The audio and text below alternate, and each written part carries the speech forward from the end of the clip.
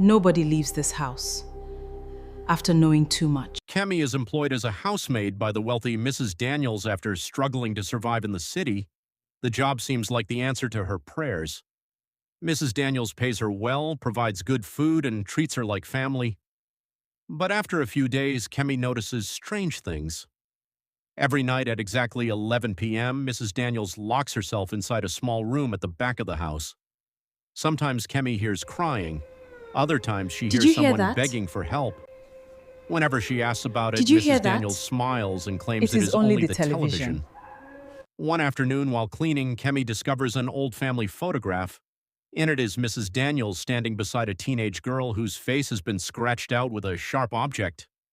Before Kemi can ask questions, Mrs. Daniels suddenly snatches the photo away Never and enter the angrily back warns room her again. never to enter the back room again. Never enter the back room again. From that day, the atmosphere changes.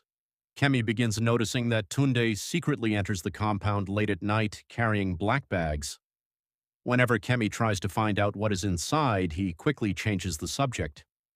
One evening, the electricity goes out. While searching for candles, Kemi hears a weak cry from the forbidden Did you hear room. that? Ignoring Mrs. Daniels' warning, she unlocks the door. The room is empty, except for old clothes, children's toys, and dried bloodstains on the floor. Suddenly, the door slams shut behind her. Someone locks her inside. After struggling for several minutes, she manages to escape through a broken window. Terrified, she decides to resign immediately.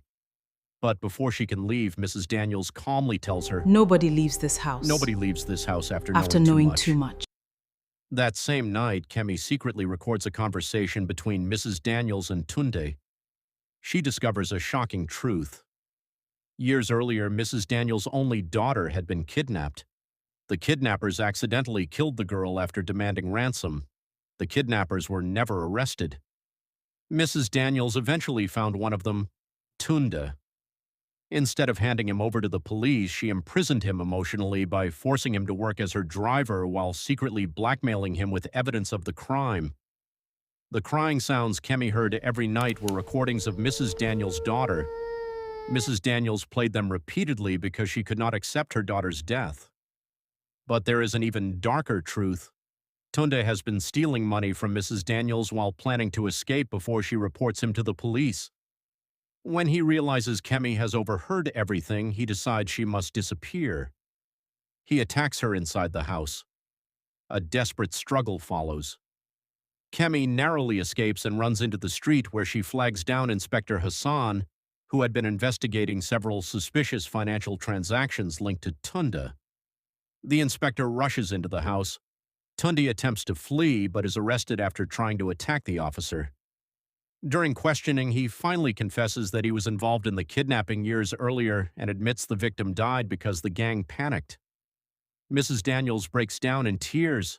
She confesses that grief had consumed her for years and that her obsession with revenge destroyed her peace. Inspector Hassan reminds her that justice should never be replaced by revenge. Months later, Tunde is sentenced to prison. Mrs. Daniels donates part of her wealth to a foundation that supports families of kidnapping victims in memory of her daughter. Kemi receives financial support from Mrs. Daniels to continue her education and finally achieves the stable future she had always dreamed of. The film ends with Kemi walking confidently toward her new life while Mrs. Daniels quietly visits her daughter's grave, not with anger this time, but with acceptance and peace.